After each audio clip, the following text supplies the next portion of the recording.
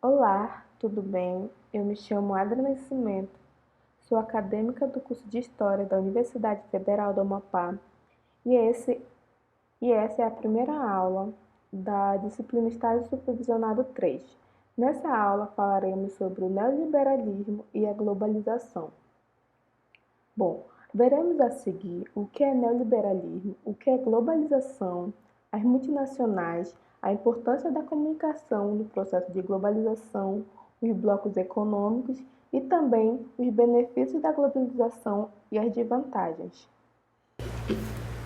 Bom, o neoliberalismo seria, por definição, o conjunto de ideias e a reafirmação dos valores liberais originado do liberalismo econômico do século XIX, que tomou forma na primeira metade do século XX e, a partir da década de 80, ressurge num novo contexto.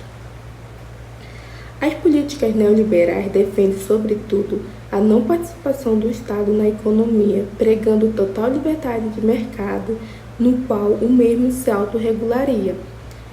Ela defende também que, através desses princípios, seria possível alcançar o desenvolvimento social de uma nação.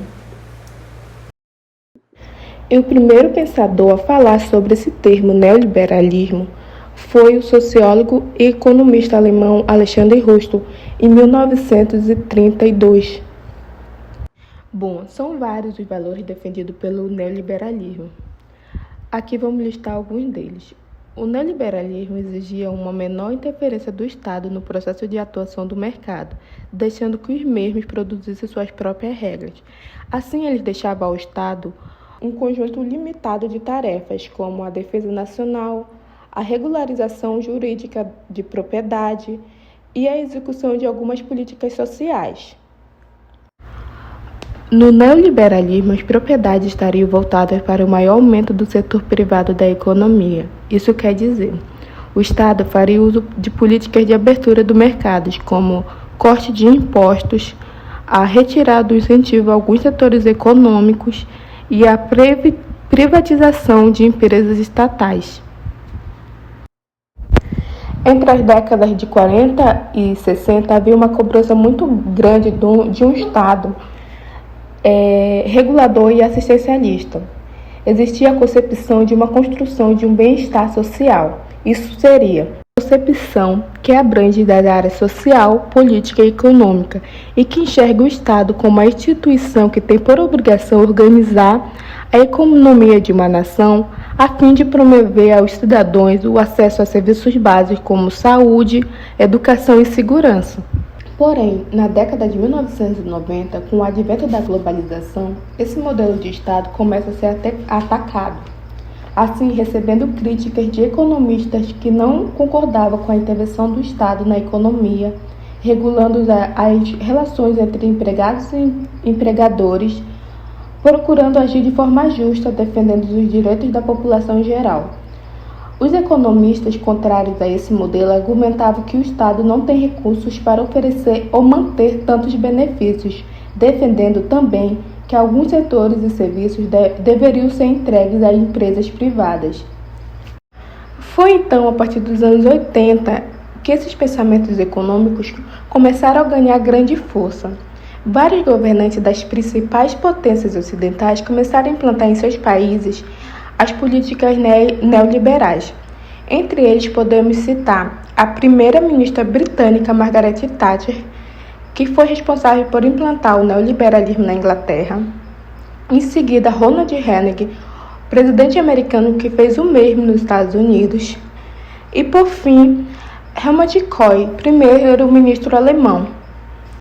Já na América Latina, foi com a queda do governo socialista de Salvador Allende na década de 70 e a ascensão ao poder do ditador chileno Augusto Pinochet que fez com que o Chile, antes mesmo das potências europeias e americanas, fosse o primeiro país que de fato implantasse políticas neoliberais, o que de certa forma viria a contribuir para que outros países da América Latina, como o México e a Argentina e o Brasil, com o governo do presidente Fernando Henrique Cardoso, que promoveu uma série de privatizações em empresas públicas, também, anos mais tarde, adotasse esse pensamento econômico neoliberalista. Agora que já entendemos um pouco como o neoliberalismo surgiu, o que ele defendia e como esse pensamento econômico se expandiu, falaremos agora um pouco sobre a globalização.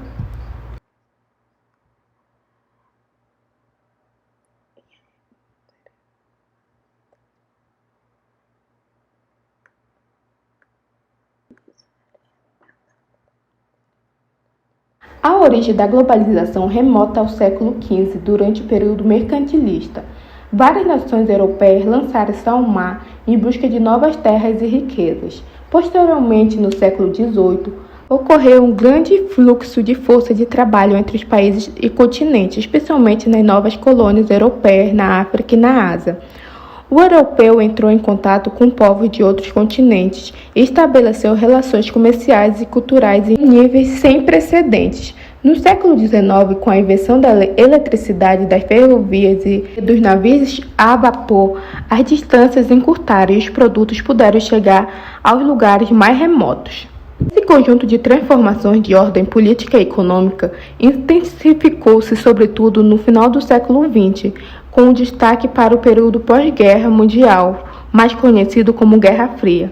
Nesse momento, os países se dividiram entre aqueles que adotaram o capitalismo, que era apoiado pelos Estados Unidos, e aqueles que adotaram o socialismo, que era liderado pela União Soviética.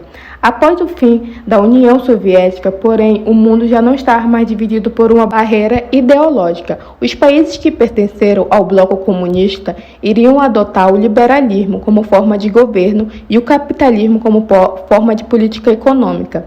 Os países adotaram as medidas neoliberais, defendiam a abertura dos mercados nacionais a fim das estatais, diminuindo os direitos trabalhistas, entre outras medidas. Desta forma, o neoliberalismo vai impulsionando o processo de globalização econômica pelos 4 cantos do mundo. O que devemos chamar de globalização deve-se, sobretudo, ao aprofundamento dos processos de integração social como a economia, a política e a cultura.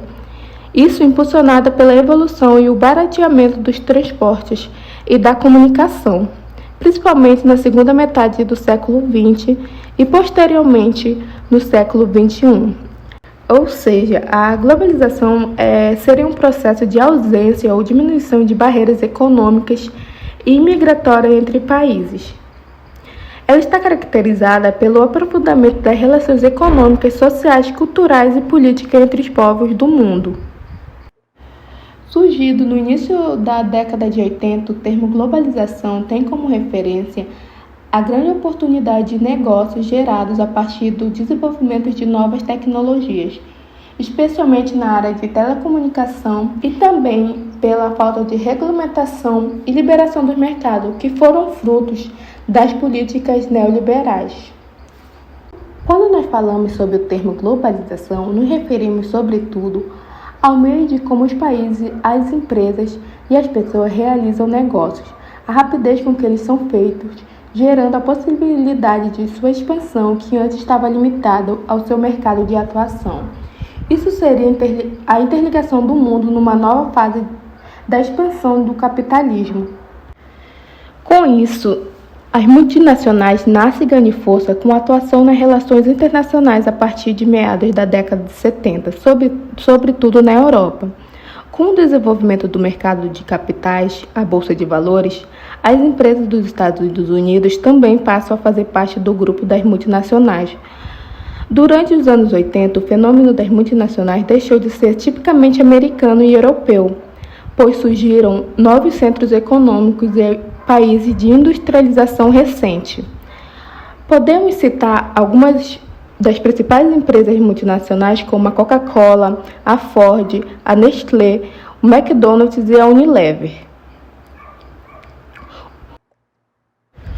Bom, um dos efeitos da globalização no mercado de trabalho foi o movimento dos empregos migrando para onde a mão de obra fosse mais barata, com a produção de artigos distribuídos entre vários países para assim obter a redução de custos e ganhar proveito na competição e no acesso destes mesmos produtos nos diversos mercados consumidores. Alguns exemplos de empresas que ilustram essa migração de trabalho para onde a mão de obra é mais barato são a Nike e a Apple, que, por exemplo, mantém seus escritórios nos grandes centros desenvolvidos, como Europa e Estados Unidos, enquanto suas linhas de produção estão situadas em países em desenvolvimento, como a Indonésia e China. Agora iremos falar sobre a importância da comunicação no processo de globalização. A rapidez como uma pessoa pode se comunicar com a outra, não importando a distância, é um fenômeno típico da globalização. O telefone já cumpriu seu objetivo de comunicação, porém, com o surgimento da internet e rede mundial dos computadores, esse papel foi ampliado, permitido assim um fluxo de troca de ideias, de informação nunca vista antes na história da humanidade. Se antes uma pessoa estava limitada a trabalhar numa empresa local, agora ela mesma poderia expandir seus horizontes, tornando-se assim o observador das tendências do mundo inteiro, tendo apenas como fator de limitação agora apenas o idioma. Com tudo isso acontecendo e o aumento das relações econômicas entre os países gerou a necessidade de se expandir seus mercados e garantir um lugar para seus produtos. E aí surgiu algumas alianças entre países que tinham interesses em comuns. Isso ficou conhecido como blocos econômicos. É claro que os blocos econômicos não são elementos que surgiram com a globalização. Na verdade, os primeiros blocos econômicos datam do século XIX, mas foi a partir da década de 60, no século XX, que vários países enxergaram essa maneira mais eficiente de competir com seus produtos, formando parcerias com outros países de interesse em comum, como eu já falei anteriormente. O principal objetivo desses blocos econômicos era aumentar a relação de comércio entre os seus membros. Estas associações eram feitas de acordo com a proximidade geográfica dos países. Entre os principais blocos econômicos, podemos citar o Mercosul, que tem como seus países aliados o Brasil, a Argentina, o Paraguai, o Uruguai e a Venezuela. E também a Comunidade Andina das Nações, a CAN, que tem a Colômbia, o Peru, a Bolívia e o Equador. Ambos no mapa na cor verde claro e verde escuro. Falando um pouco de globalização no Brasil, ao longo da nossa história, o nosso país sempre foi muito fechado para produtos importados. No entanto, após a ditadura militar de 1964 a 1985, o mercado nacional acabou sendo aberto e a globalização finalmente chegou ao nosso país. Isso se deu através da implementação do neoliberalismo com o Plano Collor, que promoveu a abertura do mercado nacional e a privatização de várias empresas estatais. Além disso, a expansão das indústrias e das empresas multinacionais foram essenciais para reforçar o processo de globalização no nosso país.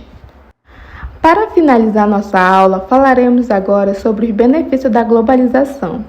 Entre eles está a revolução nos transportes, a revolução no meio de se comunicar, a descoberta de novos medicamentos graças ao surgimento de novas tecnologias, o aumento na produção de alimento e a melhora nos procedimentos de cuidado ao solo, e, por fim, o desenvolvimento de novas tecnologias na área de construção civil.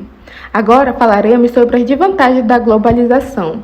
Entre elas estão a maior rapidez com que crises financeiras se espalham, como essas crises impactam os países em desenvolvimento, o aumento de desemprego em escala global e, por fim, a exclusão de países que não conseguem se adequar ao processo de globalização. Chegamos ao fim da primeira aula de estágio supervisionado 3 e essas são as referências das imagens usadas durante a reprodução de todo o slide.